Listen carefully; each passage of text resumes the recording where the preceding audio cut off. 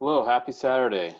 This is Gus Almashny from sportsmanac.com and also associated with Advanced Sports Analytics. And we're going to discuss the NFL DFS slate for week 2. So if you do visit my blog, sportsmanac.com, typically before 12 p.m. on Saturdays, 12 p.m. Pacific time, since I'm out here on the West Coast, I will try to publish a DFS article breaking down the main slate for the week. And I do take a pretty analytical approach, and the site that I tend to use is advancedsportsanalytics.com. It's a site that I've done some work for, and they have fantastic apps. Of course, there are other resources too that I will utilize, like profootballreference.com, occasion Football Outsiders. Don't have a Pro Football Focus subscription this year. I might consider doing that. Of course, Roto World, ESPN, Roto Grinders, a lot of great, What Number Fire, Fantasy Labs. I mean, I could just go on and on. A lot of great sites. But Advanced Sports Analytics is the site that is my typical go-to site, mainly because they have a lot of the tools that I need to build my roster. So before I get started, let's actually take a look at the games that will be played on the main slate. As you can expect, the morning slate, or I guess if you're on the East Coast, the early afternoon slate, will involve the following games: Niners at Jets, Giants at Bears, Falcons at Cowboys. Notice that Falcons at Cowboys is the highest over-under, and it should be a close game with Dallas slightly favored. Of course, got Lions at Packers, also the high total. Jaguars at Titans, Vikings at Colts, high total there. Bills at Dolphins, Rams at Eagles, Broncos at Steelers. So we got some low games we might kind of avoid. Panthers at Bucks. So far that's 1, 2, 3, 4, 5, 6, 7, 8, 9, 10 games all in the morning. So the afternoon you don't have too much. You have a couple West Coast games, and of course one game in Texas. But you have the Washington football team at Arizona. We have Kansas City at LA Chargers, and of course Baltimore at Houston. So a lot of star power. Some of the star power will be in the night games, like, of course, Russell Wilson, Cam Newton. The Saints always have a lot of star power. Josh Jacobs, who pretty much broke the slate with 3 touchdowns you see there last week. Those are the night games. So we're going to obviously focus on the main slate. So 13 games here. So definitely a lot to choose from. So where do we go? Do we go for the highest point totals? Do we try to avoid the chalk? A lot of different angles you could take. First off, we have to find value. That's very important. If you do click on my article for NFL DFS Week 2, you'll see that there are 3 guys I'm looking for regarding value. Jonathan Taylor being one of them. Corey Davis will replace A.J. Brown of the Titans. And then Dalton Schultz, kind of a sleeper tight end. You can also go Chris Herndon of the New York Jets. But we are going to go cheap on tight end this week. But first of all, Jonathan Taylor. Why do we like him? Well, it's pretty obvious if you've been following football. Marlon Mack is out for the season. These two were going to compete for the starting job, and it looks like it was going to be a kind of a messy running back by committee approach for the Colts. Well, that ended pretty quickly with Mack's injury, so Taylor quickly vaults into the starter role. And this guy comes with a lot of fanfare. If you actually do click on his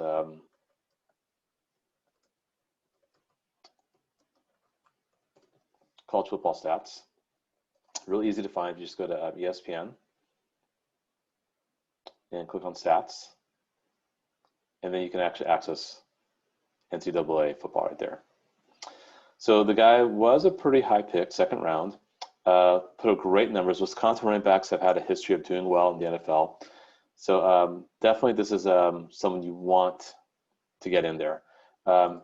If you look at DraftKings, he is going for, I believe, 5,700, and very close on FanDuel at 5,800. So we're going to put him in there. You can see actually I have him in there for FanDuel. Another one we're going to look at is Corey Davis. Oh, and going back to Jonathan Taylor, that price is going to go up. So get him in there, enjoy it while you can. He's going to be in the upper echelon. Probably not quite the Christian McCaffrey level, maybe not the Saquon Barkley level, but I would expect him to start cracking the 78,000 barrier if he starts having some couple, 2 or 3 good games coming up. For wide receiver, we're going to go Corey Davis. Now, Corey Davis has been kind of a bust for the Titans as his 4th year. You know, you'd think like someone was picked 5th overall would have figured it out by now. Hasn't quite done that. AJ Brown obviously was the top receiver last year when the Titans went to the playoffs, but Brown's not playing. So Davis quickly becomes a top target. Also, he did have a pretty good game last week, 7 catches out of 8 targets for over 100 yards. He hit that bonus in DraftKings. One thing you could do on the on this site here, on the Advanced Sports Analytics site, if you click on projections, and we'll click on, and you could change the DraftKings FanDuel Classic Showdown. You can change the teams around. If I click on player inputs and then wide receiver and sort by team, so really easy to navigate. If I go all the way down, or actually I could sort by reverse alphabetical order. So if I go to Tennessee, and if I look at target market share, you can see that AJ Brown obviously is not listed, but typically AJ Brown would have a higher market share of snaps or of targets. And you can see Corey is expected about 25%. So this is kind of nice predictive tools that you can use in the Advanced Sports Analytics site. You could also look at some historical data. If we go to volume X efficiency,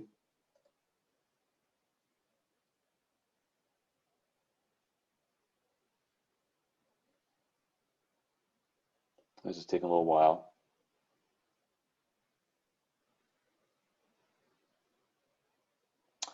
Well, while it's doing that, one thing we could also do is we could also just take a look at, oh, there we go. Spoke a little too soon. So you could take a look at that from like last year, for example, or 2 years ago, and go like AJ Brown and of course Corey Davis, and say I'm looking at snap percentage and target market shares, and you can see that's what we have right there.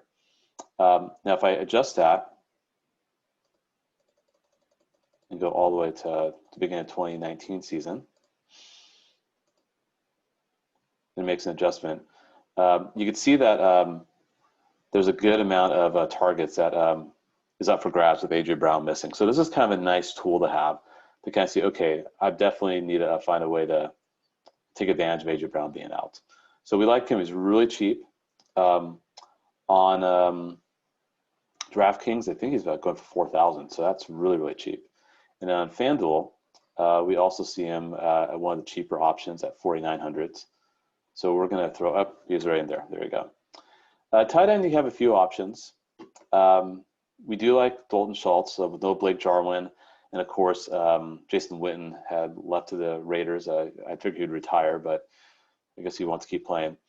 So, I mean, yes, Cowboys have a lot of awesome weapons. I mean, they have Zeke Elliott, they have Amari Cooper, they have the rookie CeeDee Lamb, they also have Michael Gallup, and of course, Dak Prescott could run it in. But it's a team that still likes to use a tight end, and you want to save some money. I mean, if you look at some of the more expensive options, I mean, Kelsey's pretty pricey. Of course, Mark Andrews did well, but against a weak team. Of course, Kittle's out. You could consider Jordan Reed, even though he's a bit way past his prime. Some other mid-tier options, but if we kind of go cheap, I like Dalton Schultz. I also like Chris Herndon with no Jameson Crowder. If you look at they're losing Crowder, and of course they don't have Le'Veon Bell. So Chris Herndon does step into a pretty nice situation here. He's definitely more expensive, so it's going to be a little tough to squeeze him in DraftKings, but in FanDuel, you do see that he is actually cheaper. He's going for 3,400, whereas Dalton Schultz is 37. So we'll actually go for the cheaper option on DraftKings here with Chris Herndon. For defense, we're going to save some money.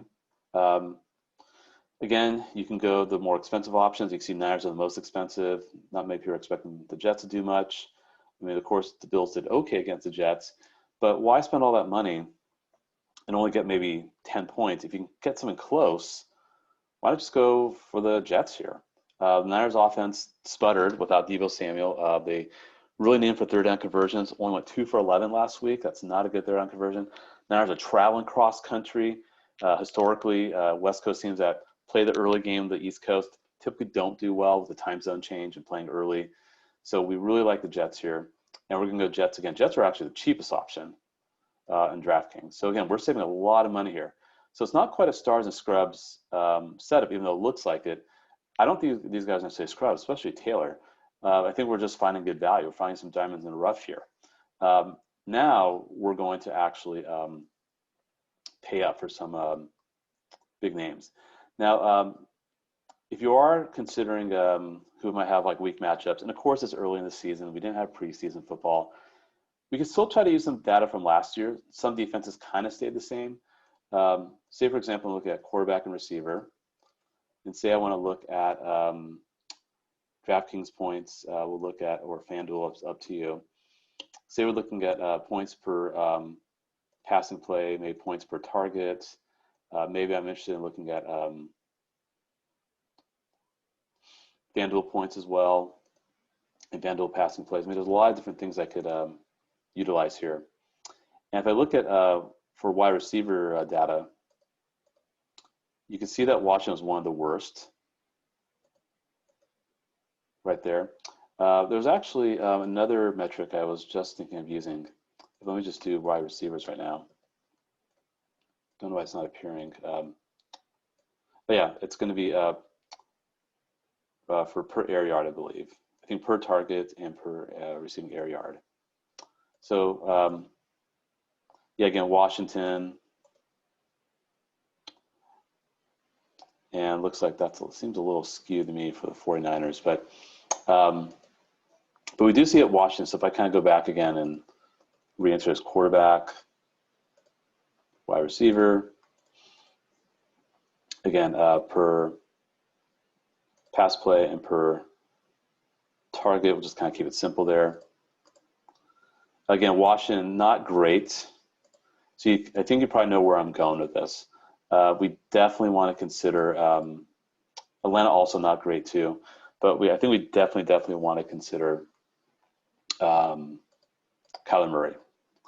So Kyler Murray, if you look at some of the top options here, I mean, he's ranked 1, 2, 3, 4, 5, 6, 7, 8, 9, 10, not even the top 10 salaries, and actually had one of the best days last week. So he's a really good option. Obviously, was close to Lamar Jackson, and this is way cheaper. He's at home against a weak defense, and let's pair him with DeAndre Hopkins. And we'll probably do the same at FanDuel too. Now again, there are a lot of other options you could go with as well. You could go Dak Prescott, who has a weak matchup. There's also, I mean, the more expensive options, but we want to save a little bit if we can. Aaron Rodgers with Devontae Adams is another option too. In fact, actually, I'm probably going to go Devontae Adams for sure, just given that he is kind of just an incredible talent. And another thing you could do on this site is you can actually look at correlations here. For example, say you want to pair Aaron Rodgers with Devontae Adams, and you're kind of curious about how well they correlated for maybe the last couple of years or so. You can see that's a very strong correlation, 0.601, with a significant sample size there. So you're looking at Dak Prescott, and you want to see, does he correlate well with Ezekiel Elliott? Can they both have good games at the same time?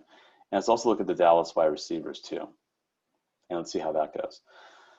The correlation is actually pretty weak, so I don't know if I would stack Dak and Zeke, but you could go with Dak and Cooper, or Dak and Gallup. Those are other options you could do too. But I do like Ezekiel Elliott. Again, just playing against a weak team that should be a shootout. Also, if you go back to Advanced Sports Analytics and click on Quick Slant Projections and click on Player Inputs and Running Backs, and then click on who might have the most snap percentage or market share. You can see Zeke is kind of near the top, definitely for snap percentage, and that's huge. A lot of models and some models I've built for daily fantasy football has used snap percentage, so you really want to consider that. So I like Zeke a lot, so I'm going to definitely go Zeke. Usually some of the winning lineups has one of the more expensive running backs. Definitely go Zeke here. And then for my flex, you can see that Derrick Henry fits in very nicely. Going against a weak Jaguars defense. By the way, Pro Football Reference, great to look at game logs. Here's Aaron Rodgers, not to go in circles or jump all over the place, but you can see you could take a look at how how Aaron Rodgers fared against the Detroit Lions. You can see he's had several games of 300+ yards, 3 or more touchdowns. But I don't want to get us off track. So if we go Derrick Henry, and you can take a look at like his history against, taking a little time. There we go. It's always a little slow, the Pro Football site. And if you sort by opponent, and you can see against Jacksonville, that's a monster game last year. 159 yards, 2 touchdowns. Not so hot earlier that season, but then look at 2018, 230 yards, 4 touchdowns. That's slate breaking. So yeah, we definitely want to get him in there. So we like Derrick Henry a lot. Now it might be tough to do here in DraftKings. So I'm not going to have enough room, but if I do, that's fine. I'll do it. Derrick Henry is right there. So I still have enough for a wide receiver. We'll see what we can do there. For 5,000, we could probably, don't really get me super excited. So we may have to play with this just a little bit. You could go CeeDee Lamb. Steve Sims Jr. is someone that's kind of interesting. So you could play around this a little. I wish Deebo Samuel were healthy.